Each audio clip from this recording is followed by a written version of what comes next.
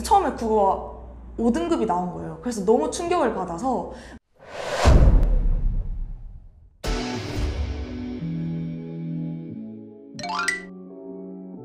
셀프로 커리큘럼을 짜려고 했어요. 그러니까 제가 뭐 기간도 제가 정하고 문제집의 종류나 언제 이렇게 몇 번씩 풀지를 다 제가 정했었거든요. 처음엔 저도 이제 제 자습을 잘 못 믿어서 안 가고 이랬었는데 그게 이제 몸에 배고 나니까 오히려 자습이 훨씬 효율적이고 뭔가 내가 모르는 것만 딱딱 골라서 그러니까 내가 딱 뭐 질문하거나 이렇게 도움을 받을 곳만 있으면은 굳이 학원을 가지 않아도 되겠다? 그러니까 학교 선생님한테 엄청 달려가서 막 물어보고 전 정말 끈질기게 좀 붙는 스타일이에요. 그래서 수능 준비할 때 고3 때 이제 국어 막 사설 모의고사 풀면서 진짜 매 쉬는 시간마다 쌤 찾아가고 그래서 쌤이 막 어느 한 날은 제가 왔는데 너 제발 그만 좀 막 이러시는 거예요. 그러니까 그 정도로 매번 찾아가다 보면 이제 내신도 마찬가지더라고요. 이건 사실 문과 1등 했었던 제 친구의 비법이긴 한데 매번 찾아가면 좀 더 중요한 걸 알려주시더라고요. 막 쓸데없는 걸 질문을 다 들고 가면 귀찮으시니까 나중에는 아 이거 쓸데없어 안 물어봐도 돼 몰라도 돼 이렇게 하면 그건 공부 안 하면 되는 거잖아요. 약간 내신의 팁 아닌 팁.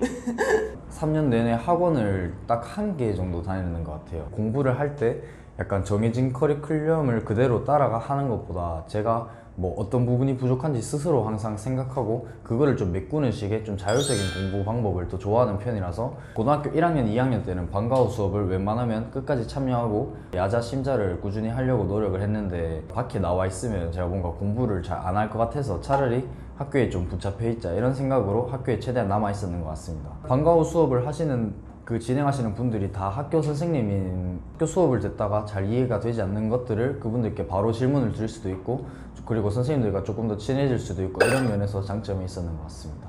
인터넷 강의를 들으면서 했어요. 그리고 야자 같은 경우는 11시까지 매일매일 꼬박꼬박 하면서 하루도 빠짐없이 임했고 그리고 토요일 매주 나오고 일요일도 나오고 일요일은 고3 때만 나왔어요. 그냥 야자 시간에는 다 충실히 임하고 남은 시간에는 그냥 집에서 공부하기도 하고 아니면 집 근처 독서실에서 잠깐 공부하기도 하고 제가 가장 중요하게 생각하는 게 공부를 할 때 스트레스를 안 받는 게 좋은 것 같아요. 저 같은 경우는 제가 스트레스를 안 받는 방법은 계획을 딱히 세우지 않는 거. 계획을 세우더라도 굉장히 러프하게 세우고 만약에 그 계획에 충실히 임하지 못했다고 하더라도 이 정도 흐트러져도 괜찮지 라고 생각하고 넘겼던 것 같아요. 이번 달 안에는 수학은 이 정도만 나가면 되겠다.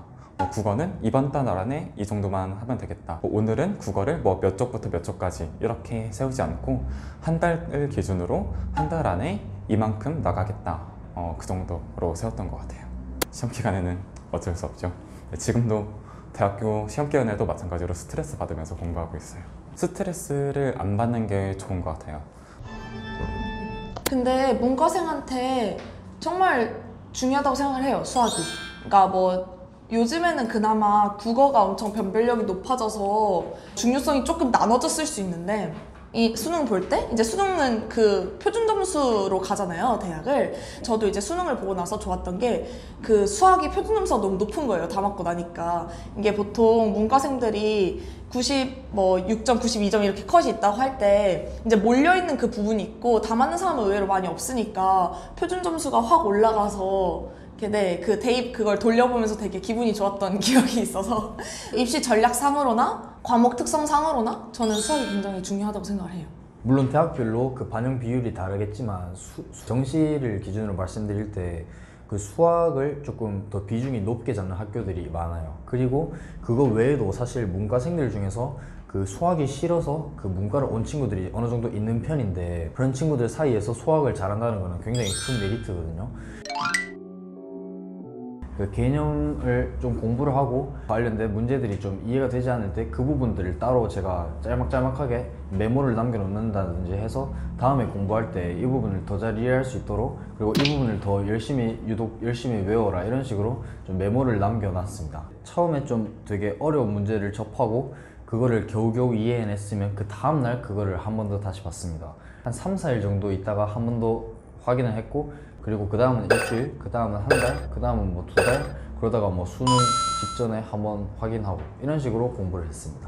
이제 문제를 그 3단계로 나눴어요. 저는 채점을 할 때 이제 항상 노트에다 풀고 문제집을 여러 번 풀어야 되니까 그래서 노트에다 풀었었는데 이제 모르는 건 그냥 별표 아예 쳐놓고 이제 헷갈려서 틀린 건 그냥 이렇게 찍 긋고 해설을 바로 안 보고 한 번 더 풀어요. 그대로. 2번째 풀었을 때 제가 충분히 고칠 수 있거나 실수 그냥 그런 거였으면은 이렇게 세모를 치고 그리고 아예 내가 감도 못 잡았던 거면 풀이를 보고 어느 정도 암기가 들어갔었어요. 그래서 아 이런 형태의 문제는 이렇게 푸는 거구나 하고 이제 별표 쳐왔던 거 표시해놓고 또 한 번 더 3번째 돌릴 때 그것들 다시 한번 풀어보면서 아이디어가 떠오르는지 체크하고 바로바로 아이디어가 떠오르는 문제인지 아니면 아이디어는 떠올랐는데 그 중간에 해결하는 과정에서 미스가 있었던 건지를 나눠서 좀 봤었어요. 아 저는 이게 오답노트를 공책에 써서 하다 보니까 너무 귀찮은 거예요. 그러니까 오답노트라는 아이디어는 너무 편하고 좋은데 오답노트를 쓰려고 하니까 자르기에도 애매하고 붙이는데도 번거롭고 막 손으로 쓰기에도 너무 힘들어서 결국에 그냥 문제집 넘기면서 봤었거든요. 틀렸다고 해서 무조건 틀린 문제만 보는 건 아니고 틀렸다고 하더라도 단순한 계산 실수다라고 하면은 단순한 계산 실수다라고 거기 같이 빨간 펜으로 같이 써놓고 고려할 만한 부분이 있다. 맞은 문제라도 같이 체크를 해놓고 나중에 볼 때는 틀렸다 맞았다를 기준으로 삼지 않고 제가 체크해놨던 거를 기준으로 다시 한번 풀어보고 또 틀렸다면은 다시 한번 제 스스로 되새기고